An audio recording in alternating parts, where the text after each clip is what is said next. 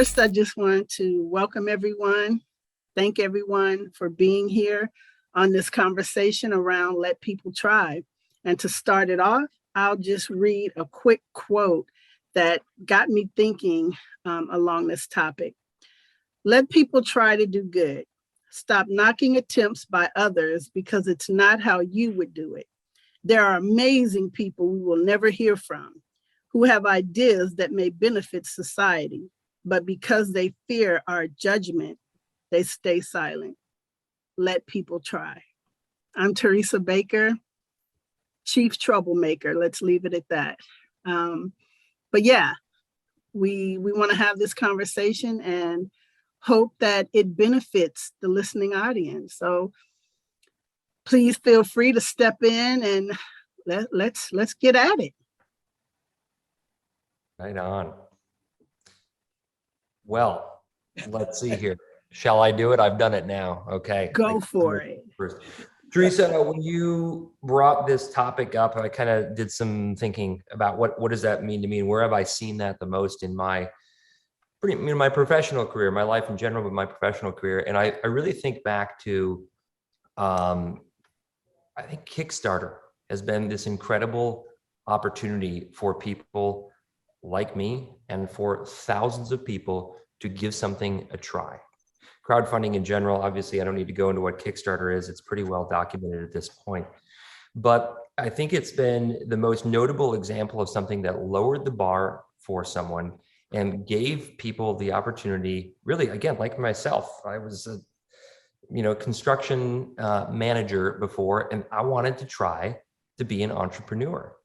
And I came with a pretty simple idea, put it on Kickstarter, spoke about it earnestly, and it worked. And my company has now done that 10 times. And I'm in this really cool position now where there are a lot of young, aspiring people who want to give something a try, and I get to give them some advice and some guidance along the way. And I'm just really proud to have this deep Kickstarter experience on my resume, because I think it's something that helps allow people to try. Right. And just a quick question for you, Peter. Mm-hmm. Was there ever any pushback?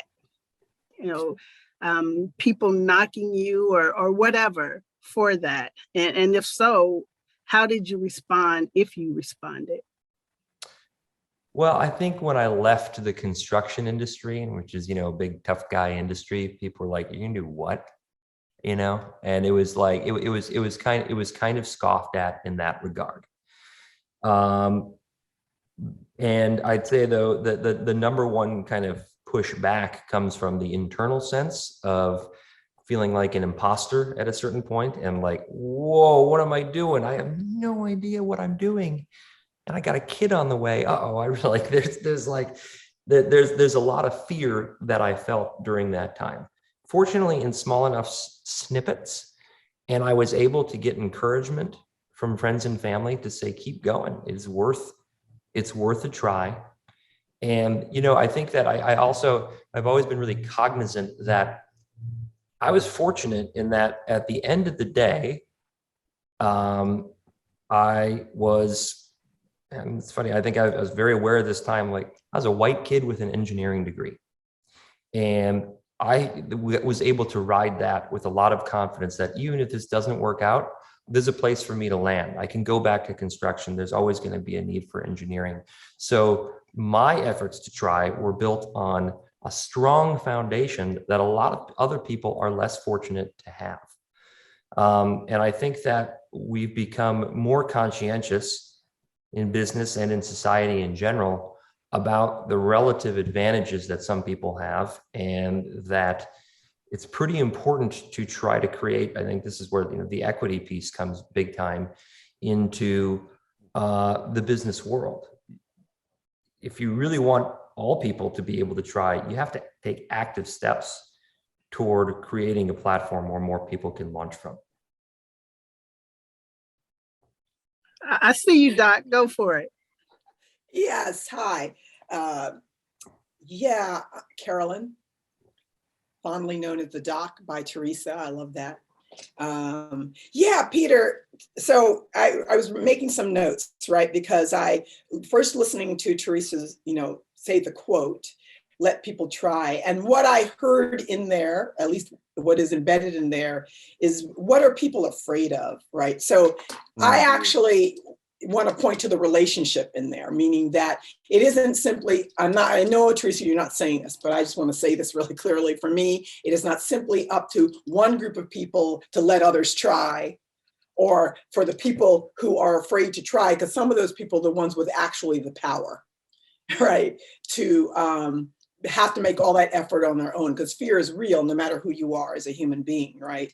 So, and that's what I jumped, and I was thinking about what does support look like, the idea that folks are tired. So I was just before I got onto this today, I was doing a piece for someone, an organization that I'm not going to mention, that sent the contract to me to sign, and it was typical boilerplate. And in there, under intellectual property rights, I've seen this with so many big organizations and small ones. They want to own everything. Everything I say, everything that it's boilerplate. They just hand it over.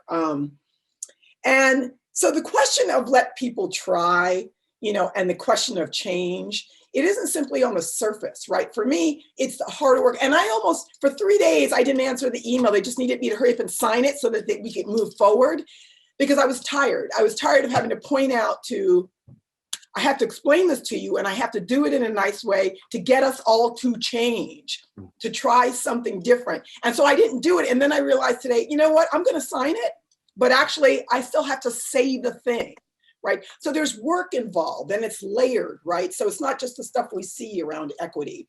Oh, so we've got somebody who looks different in this position. Oh, we've taken this action over here. Those things are fantastic. But it's the other stuff that a lot of people are getting tired of doing. And also, I think, fearful of making mistakes. And what I like to say to everyone, everyone's going to make mistakes because we're human. And so the question for me then is not how do you avoid making the mistake, is what do you do? How are we supported when we make that mistake? And then finally, and then I will stop because there's so many things I could say about this, because for me, there's a real resistance to difference and a real resistance to change across the board. Right? I don't care what we're talking about. And you can see it out there in the world, in the news. It's out there now in a big way. It's out there in this context. A lot of us work in relation to environment and conservation, broadly defined. But that resistance, we've been like that as human beings for a millennia, right? We just resist that idea because we're afraid that we're going to lose something. Because you know what? Some of us are going to lose something, because a lot of us have lost something from the beginning. Right. So for me, it's also how do we accommodate that sense of loss? Where's our humanity in this conversation in terms of how we approach, both creating an opportunity for something new, but understanding that something new and change means it's going to be uncomfortable across the board. I'm going to stop talking just for the moment.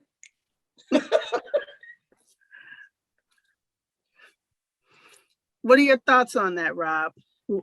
What's your take on it? My take is this,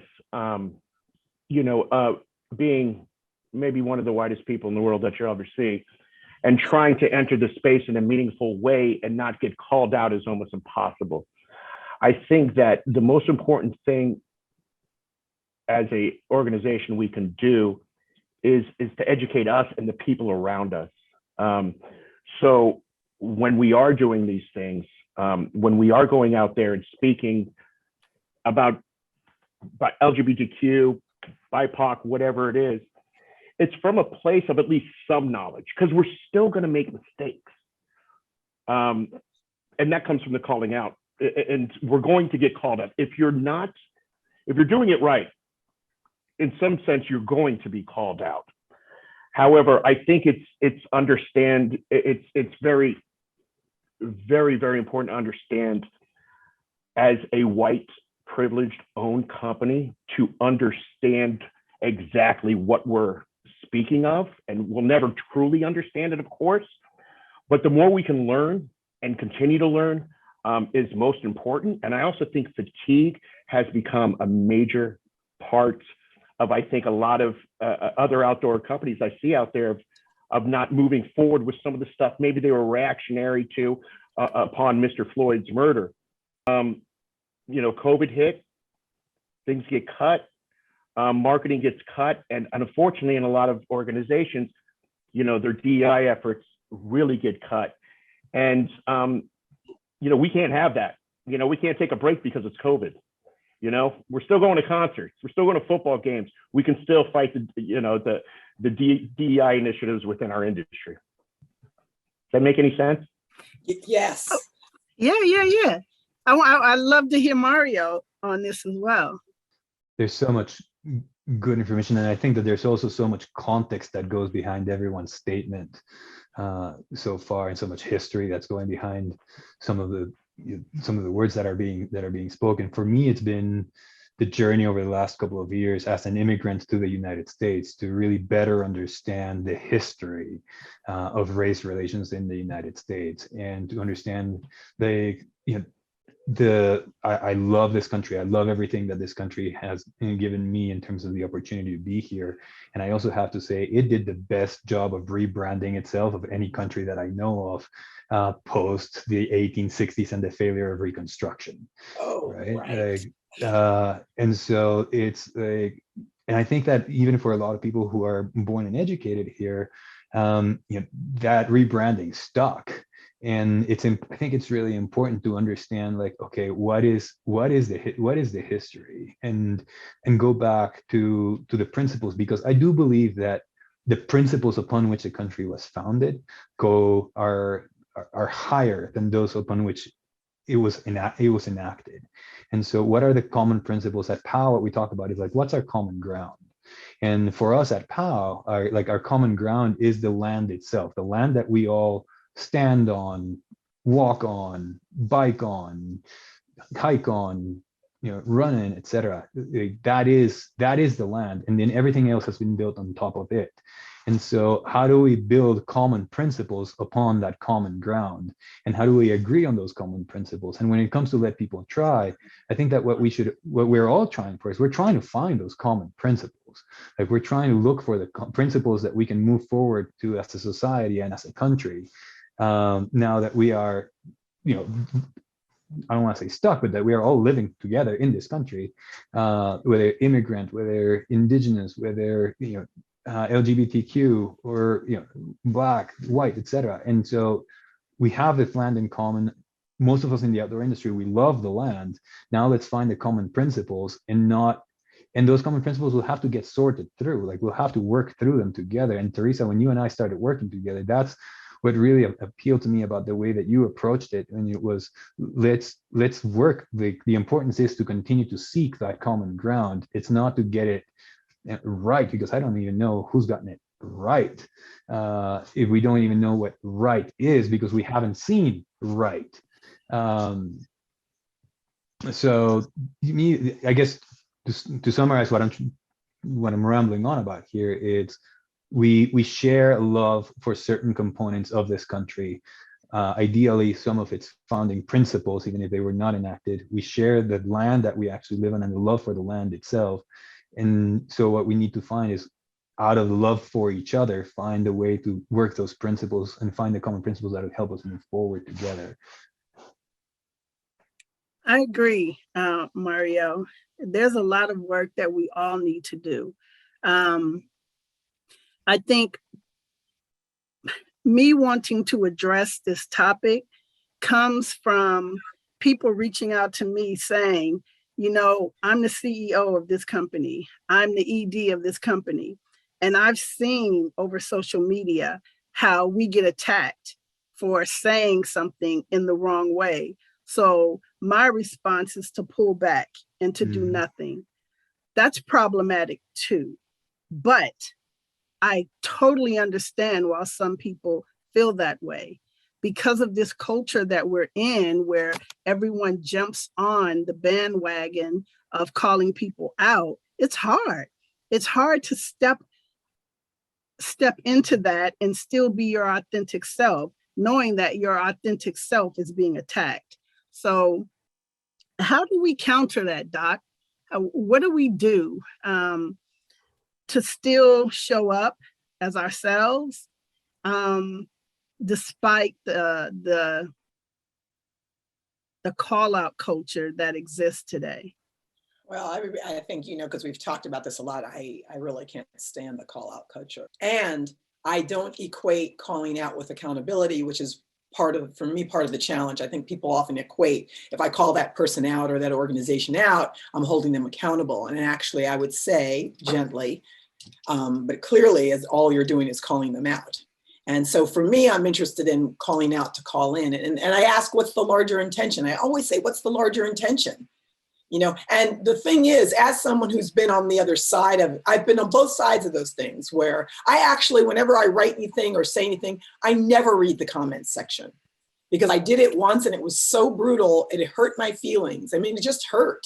As a person, I just hurt. So it's not only people who are trying to step up to do the right thing, it's also those of us who are just trying to step up, getting called out. Everybody can potentially get called out. Everybody can potentially be hurt. And so I want to go back to Mario. One of the things I heard you say, and I had to write it down because I wrote it down and then you said it. And so I said, oh, that's really funny about, what do we share in common? And that the land is one of the things we share in common. And then what I heard you say was, we share the love for everyone. And that's what I wrote down. I said, actually, I don't think we do. I think we have the capacity. Right. Of having that, because for me, it's about that relationship. I think in some cases, it's easier for some to have a relationship to the land than it is to consider a relationship to their neighbor. Right. For some reason, I've been watching a lot of both shows and documentaries and conversations about ranchers and Montana and the wolves. I watched a really interesting thing on Sunday about the reintroduction of the wolves. And really trying to understand that, ranchers are not bad people if you happen to be a person who likes wolves, but people who like wolves are also not bad people, right? Mm-hmm. It's just, we've narrowed this conversation down into binaries. The timber industry versus the climate change folks, the da-da-da-da-da. So part of it for me is getting rid of that binary to rethink broader concepts. And maybe, Mario, this is what I was hearing you say a little bit was, how do we redefine even what it means for us to show up in conversation to address change? How do we make space for something different, right? Mm-hmm. Not just for someone different, but for something different, a different kind of idea, a reframing that isn't a soundbite. And I would say, basically, I don't read any comments. It doesn't mean I'm not interested in a conversation. I'm not afraid of critique or being challenged in a way that still respects my humanity. But that kind of anonymous point of view, I think social media, I think that just has to be a collective choice and say, sure. Don't look at it because you are going to get it. Say, I could tell you were, yeah.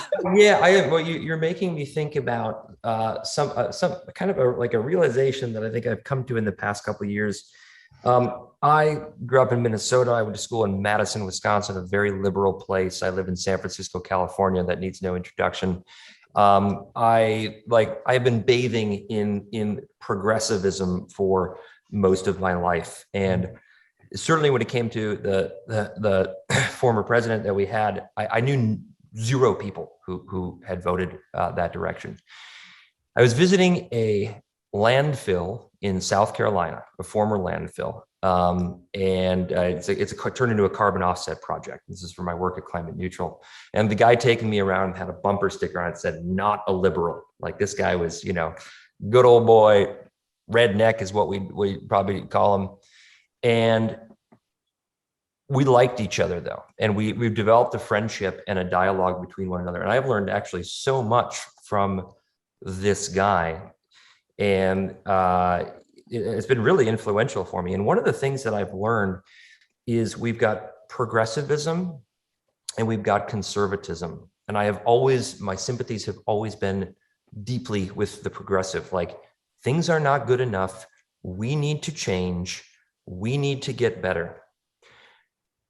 I didn't appreciate, I think, that conservatism is coming from the view of like, hey, we like the way things are. And obviously this is not in a bad way. They're not thinking about like, we're holding down this group, so we're up high and we like it like that. They're not thinking about it in those terms. They're thinking about, I'm happy with the way things are. I like life. I like this country, and I would like to keep it the same as much as possible.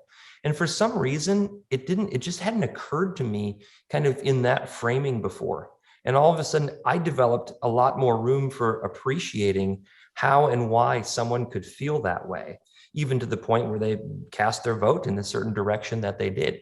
It removed kind of my on guard, polarized, like, dude, you must be an idiot, because he's not an idiot. He just feels very, very differently than I do about things. So it opened up my heart to this a little bit. And the other realization that I kind of had is, the funny thing is that over time, conservative points of view always lose. We have been progressing always. Not every day, there's little ups and downs here along the way, but the arc of, whether it's the arc of justice or whatever it is, like, the world is progressing. Ultimately, all the wins come in the favor of the progressives. And it's probably a little bit interesting, if you're on the other side of that sort of thought spectrum, to watch how things always change. And there's lessons in that in philosophies, and the only constant is change and all of those things. But all I can say is that it opened up my heart a little bit. And I feel my own polarization has been lifted as a result of that. And I think it's helpful for me, and hopefully it could be helpful for others as we cross a lot of these tough boundaries, just to be more understanding of other opinions. Great. Thanks for that, Peter. Any thoughts, Rob? Well, I don't know if I have thoughts on what Peter just said, but there's like the elephant in the room here, and it's social media. And when it becomes, an organization that, unfortunately, is bottom line driven, when you, for instance, recently, I want to say it was a couple months ago, or maybe in the last month, I don't know, it's all running together. It was National Trans Day. So we did a post, which we did last year as well. This is nothing new. And for some reason, especially this year, number one, the hate we got in response was, doctor, you say you don't read that stuff, and I do. And when I start, I can't stop. It was pretty bad. Now, that's part of it. You're getting called out. You have these comments in your Instagram or whatever it is. But then when it gets to the point of unfollowers, that's where I think it becomes very difficult for a lot of within organizations, the people who are trying to drive this type of work. It makes it to the point where it's very hard to justify it when these are legitimate numbers. We have around 60,000 followers on Instagram. Not a lot. We're a small company. When we did that post, we lost over 600 followers. Now, I'm not a mathematician here, but that is about 0.1% or whatever it is. If you do that to somebody, say, you do it to a Patagonia North Face who have millions of followers, that's a massive number. So even though we're a small company, it still means something massive to us when I see people unfollow. And, a lot of times we just say, that's it, I'm out of here. Or this is the big one you get. You make backpacks. Just shut up and make backpacks. And I always attribute that to, the shut up and play basketball, term kind of thing. And you have to break through that. When people hear that, shut up and make backpacks, people are already getting in new to it. And it's happened a lot over the 2 years. And they hear that and they see they're losing followers. That's it. It's over. It's game, set, and match right there. Because they see that as affecting their business overall. And we want to do this, because it's the right thing. But most companies out there are doing it because either they have to do it or they think it'll make them a stronger company to the public. So, how do we do that? And I'll ask the panel, what do you do when you start seeing, when you think you're doing the right thing and you are doing the right thing and you're losing followers? So, Rob, I have to jump in because Rob, I'm so happy that you shared that, and that you made it real for me in a way that sometimes I forget as I work as an independent person with people, so I don't have a company of people around me to think about, you know, the impact that can have both on your bottom line and also your sense of feeling as though, you know, you want to do this work, but it makes it harder to do this work in a public way. And as an individual, I've lost jobs because I've done the thing. The thing is, and one in particular, and it was brutal. I mean, it sent me, you know, it's why I'm not in the Bay Area anymore. And it's a longer story that I've talked about quite publicly of watching people publicly, because you're just one person, you know. So the thing for me is less of, and, you know, forgive me for this, is less of I'm not saying you're asking us, Rob, but, you know, how to avoid that. I don't think we can, because everything costs something. There's a consequence to every choice, you know, whether we think it's good, bad, indifferent, there's always a consequence. And so what I want to think about, the first thing that came to me is, well, how can I support you and your organization when that happens? We can use social media. So 600 people decided that they were going to get off. Well, where can we get another 600 people and say, did you hear that this was happening over here in this conversation? How can we start a war with that, but just how we can turn it into an opportunity. It becomes it puts all y'all out there, but you know what? We're all out there. So let's just keep on going, call out all of us who are, let's have a conversation about that publicly. And I bet you can get 1,200 people who weren't aware that you did that and are saying, oh, they only make backpacks. I thought that's all they did. Let's tune in. And real quick, to finish that off, we are absolutely fine with those people leaving, especially with some of the comments that we received. And we leave the comments on there. We don't delete them.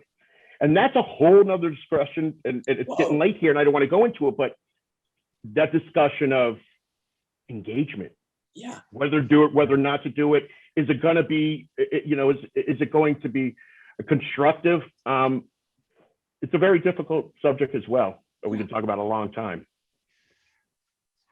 Yeah, if I can jump in here on it, you know, three things that I've heard. One is the discussion around like the exposure and the loss of followers on social media. A comment, Peter, that you made on, you know, progressive or conservatives and progressive constantly, like, you know, I think the term was winning, and I'm not sure that you meant it in that term. And then the political implications of both of these pieces, right? And Doctor, what you've been talking about in terms of, you know, the human element of it. So, you know, to me, one thing that we tell companies, because it's a similar situation when we ask new companies to engage on climate, they're always worried about the vocal minority, and the vocal minority is really loud. But what we don't realize is that if you stand by your principles, the people that stay with you will stay with you through thick and thin. So those 600 people might not have bought a backpack from you regardless. But out of the remaining 59,400 that remain, you may actually see sales increase by 20 or 30% because they want to stand by a company that has principles and stands with them on their principles. So that's trust. I think trust your principles, trust your heart, and then trust that your consumer and the trust that your followers are actually share your values and will stand by you. And I think Patagonia has been a great example of this. Anytime they put a post, they lose followers, they lose business, and then people are like, I'm going to buy more Patagonia stuff because they stand by principles. So that's on the business case. I think. Peter, I'm not sure if this is what you were saying or not in terms of like the way that history is moving and you know, the progressive ideas usually win. Ideally, I think we all agree that we want to see the world getting better, but I would just, I'd be cautious to dismissing the idea that it's one or the other, and that it's either conservative or progressive, because to me, the beauty, and this gets thrown around a lot, but the beauty of the First Amendment is this idea that foundational to a democracy is the ability to discuss these difficult issues from very different points of view. And conservatives sometimes, we need the conservative viewpoint to maintain the strength of the institutions that hold over time to keep some level of stability in the country, coming from a country that has not had that stability, I see the importance of that.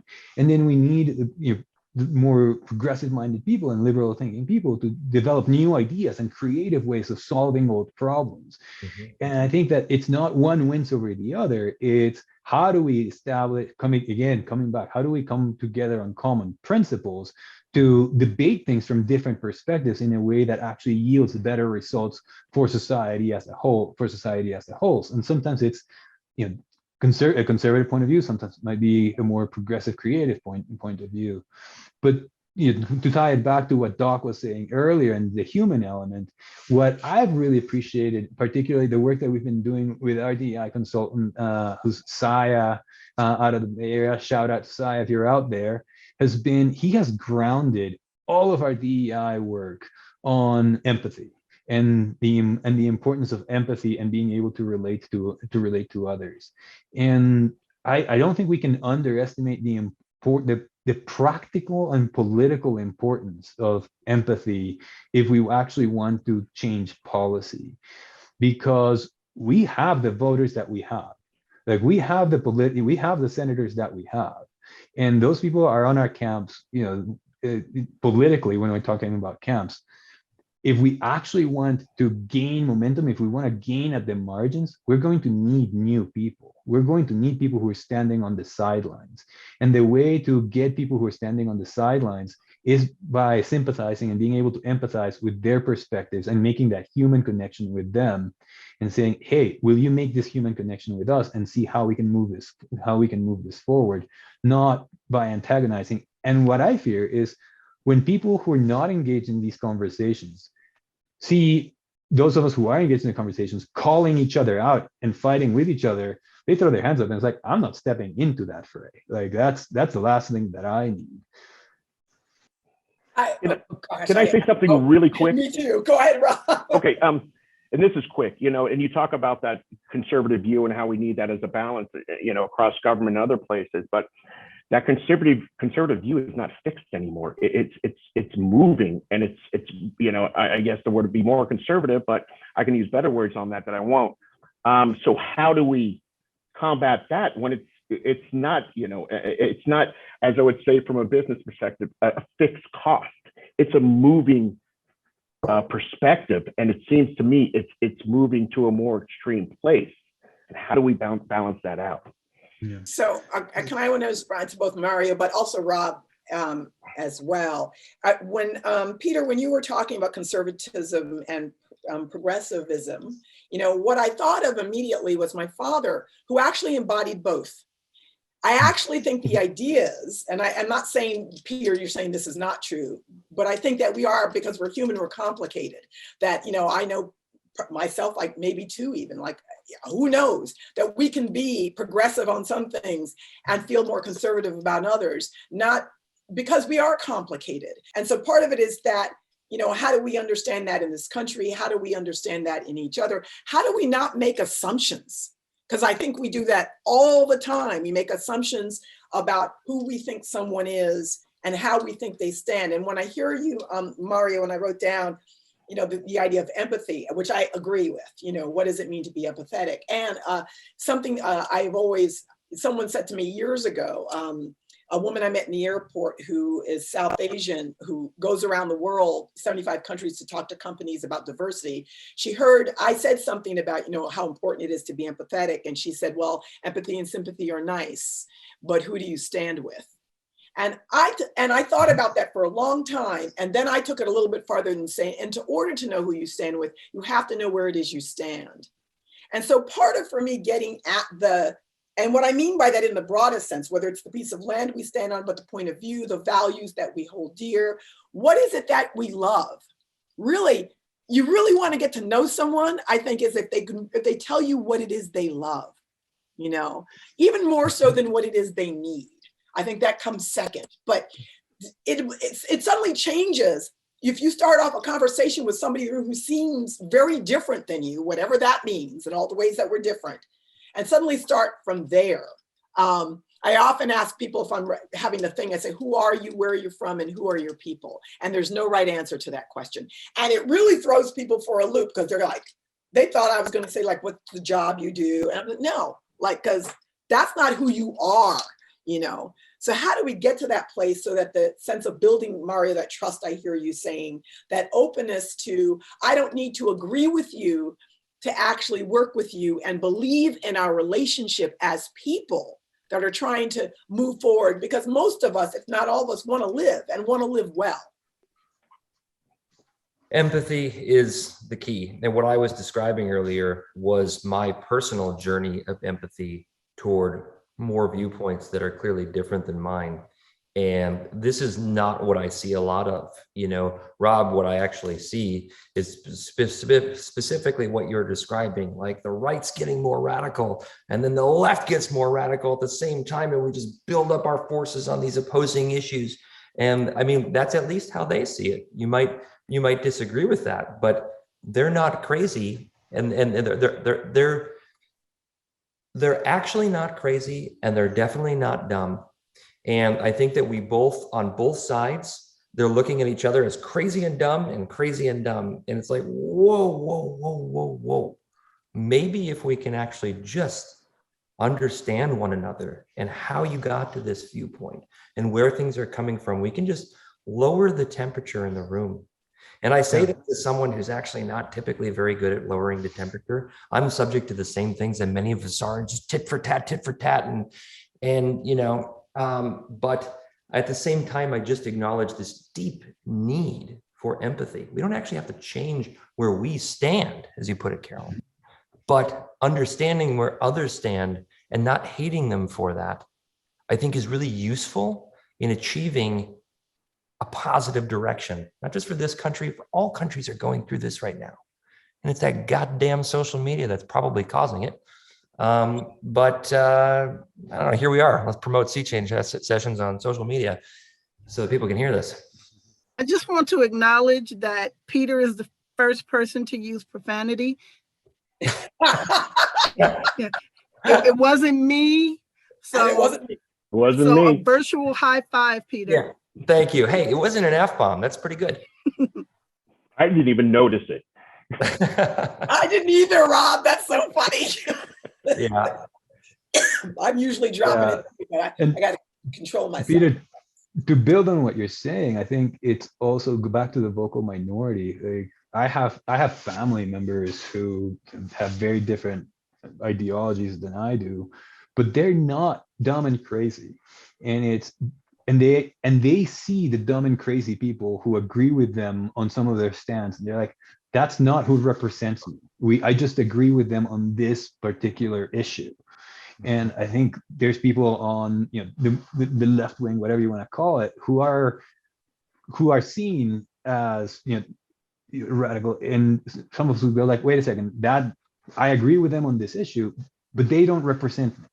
And so I think the important part is most of us are somewhere probably closer to the middle, but we're not the ones that are being heard. We're not the ones that have the mic, because we're not the ones that get the headlines. We're not the ones that get the sound bites. We're not the clickbait. And so I think on the positive side of social media, what we do have is we have these platforms and we have these venues where, you know, we can have more reasonable conversations and lower the temperature, as you're saying, and express here are the issues and here's how we agree or disagree on them without personally attacking each other. Right. Amen. I agree with that, Mario. And I think the hardest thing there is to do is to practice all of this. The fact that we can have these conversations and differ in where we stand is proof that we know that we are capable of better. But it's when things are in an uproar that we get challenged on how do we now practice that? How do we practice humanity and compassion when another person's view or standard differs so widely from ours?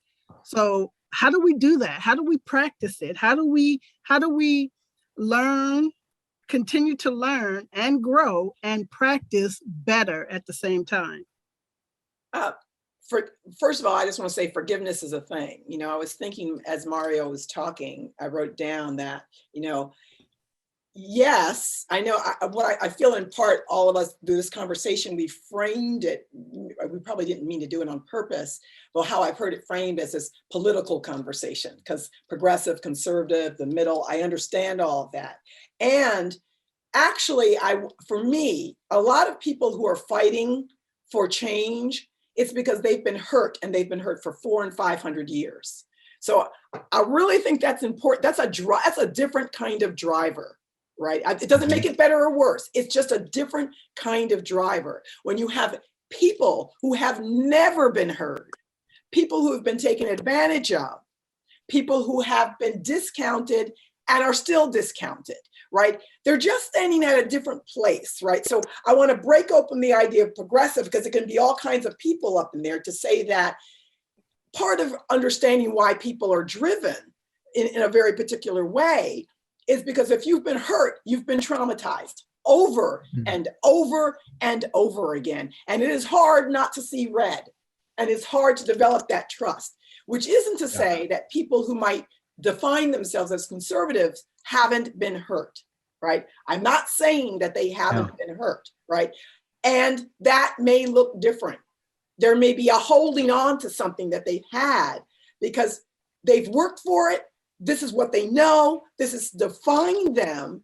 But also, if you have to acknowledge that someone else has been hurt, it probably means in part you're partially responsible and accountable. It means that there's an expectation of forgiveness and having to meet there, and in order to get to that place of redemption. And a lot of people don't know how to do that, let alone not wanting to do that. So if we get back to the human piece in there, my ability to look at someone else and say, I might not have been the one that did it to you, 90 years ago, but I am a recipient of that legacy. And therefore, if I actually want to do something different, I have to acknowledge, what that might have meant for you and how you got here. It doesn't make me bad or good, but I want to meet you where you are, which again means I have to understand where I stand, my own role in it, my own responsibility to it, to understand how we collectively go forward differently. Because that's the other thing for me. I am less interested in moving forward for the sake of moving forward, because I want to know where the hell are we going? Yeah. And who gets to define that, right? And Carolyn, you're so spot on. It goes back, I think, to the initial conversation. Sorry, just jump right in and answer, but it resonates with me so strongly because it goes back to the beginning of the conversation when I said the importance of understanding the history, the importance of understanding the history that hasn't been taught or that is not generally known. Because a lot of people that I've had this conversation with, it's like they don't know how it was that Reconstruction failed in the 1860s. Like, no idea that the same people that were fighting for slavery were being elected into office 10 years later and held power in the Senate. Like, these are things that have been lost, or that even Phil Sheridan and when it comes to Sherman, who were heroes of the Civil War for the North, were then dispossessing indigenous peoples out left and right out in the West, and stealing lands and approving massacres of indigenous people out West. And so I think that there is a component of understanding that hurt and understanding that history that precedes the ability for a lot of people to acknowledge the system that we now exist in. Because then there's something like forgiveness. There's something about giving forgiveness, and there's something about asking forgiveness. And I don't know that there has really been a national recognition the way that there was in Germany, or a national recognition acknowledgement the way that it was in South Africa, where it said, we owe you an apology. Historically, I don't know that the United States has been really good at doing that, which isn't to say we can't do it. Right. On the history part and the education part and the knowledge part, and the lack of ignorance, there's no excuse to not have the knowledge. Maybe you don't have the education. I mean, you can right now go audit a Yale course online to learn about African American history from the end of the Civil War until now. So there is and that's free. We have all the information we need, and we get it from reliable sources like Yale or Harvard. It's going to give people like me a better perspective and understanding what the fight really is about. Rob, you have to be motivated to get it, though. Yeah, exactly. Like it's that, and then we have another problem where it's actually not uniformly appreciated that Yale and Harvard are good resources anymore. Yeah. That is a Thank problem you. in and of itself. Yeah. So it's not easy. I don't know. These are hard times, and like I for one reason or another, it's not that I'm throwing my hands up on any of these issues, but I feel more equipped right now to just, I know the direction that I want things to go, like, and like where we're going, Carolyn. I highly doubt it's very, very different than yours. But for some reason right now, I feel like we've warred really hard, like just retaliatory measures, and I feel like it's setting us back. I mean, I'm pretty fearful of what's going to happen in come November. And I feel like it's because our tactics of retaliation are just going to lead to, at best, stalemate, at absolute worst, like, I mean, I'm not like not civil war, but cultural civil war. And I don't want that. Peter, I think this is just me, but I think actually, sometimes I think we just need to be where we need to be. I see it less as going back to something. We've never left it. If it actually still has fire and heat for people, which it does, for me, it means we haven't fully attended to it in the way that we need to. And the idea of things being hard, and I'm not saying you're saying this, Peter, I'm just thinking about that going, I think throughout US history, it's always been hard. It kind of depends on who you are and what you were doing, whether you were a European immigrant who felt like you had to leave home and come over here, whether you were an indigenous person who were fighting for the right to be on land that was your home, whether you were a Black person, whether you were from South Asia, Korea, Japanese, Mexican. It's always been hard, right? It doesn't mean, so there's something about our ability as human beings collectively at this moment to, is life about being comfortable? Is it supposed to be easy? Change is never easy, ever.